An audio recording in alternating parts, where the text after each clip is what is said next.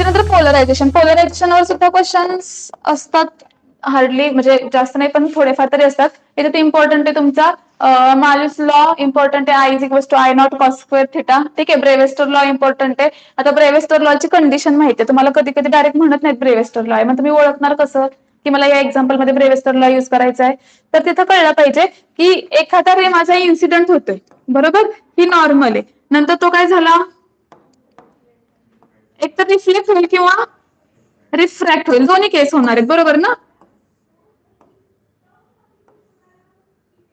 मग ह्या दोघांच्या मधला जो अँगल आहे तुमचा तो किती असला पाहिजे, 90 डिग्री असला पाहिजे. हे कंडिशन घडेल तर तिथं तुमचं काय होतंय, ब्रेव्हेस्टर्स लॉ आहे. म्हणजे पूर्ण तुमची लाईट कशी आहे, अनपोलराइज लाईट तुमची पूर्णपणे कशी झाली आहे, पोलराइज झाली. हे तुमचं ब्रेव्हेस्टर लॉ आहे. म्हणजे इथून येणारा हा जो सोर्स आहे, जे वेव्ह फ्रंट्स याच्यावर येणार आहेत हे पहिले कसे असणार आहेत, अनपोलराइज्ड असणार आहेत, टोटली अनपोलराइज लाईट असणार आहे.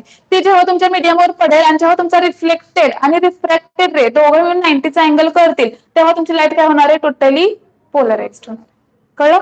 ठीक आहे, हा होता तुमचा Brewster law, tan theta is equals to N2 upon N1. मग जर थिटा फाइंड आउट करायचा असेल तर काय होईल, tan inverse of N2 upon N1. कळतंय. आता इथं आय घेतला आपण तर N1 रिफ्लेक्टिव्ह इंडेक्स 1 कुठे गेलाय, खाली गेलाय. कळतंय का.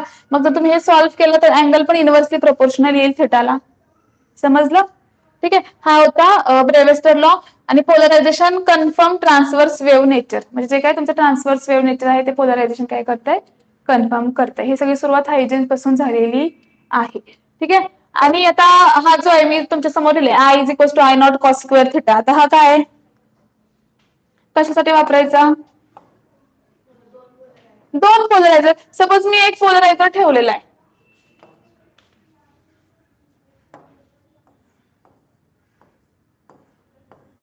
हा आपला काय एक पोलराइज्ड आहे आणि इथून माझी मोनोक्रोमॅटिक लाईट मी काय करते याच्यावर इन्सिडेंट करते. तर पास एक्सिस असतो, पास एक्सिस कोणता, पास एक्सिस माहिती आहे ना, हा जो उभा त्याला परपेंडिक्युलर असणार, तुमच्या नॉर्मल रे जो चाललाय मोनोक्रोमॅटिक लाईट ज्या दिशेने चालली आणि त्याला जो परपेंडिक्युलर असणार ऍक्सिस आहे त्याला काय म्हटलं जातं, पास एक्सिस म्हटलं जातं. याच्या पुढे मी असा एक पोलरायझर ठेवला, सपोज हे ठेवला तर याच्यातून किती इंटेन्सिटी माझी लाईट पास होते असे क्वेश्चन्स असतात.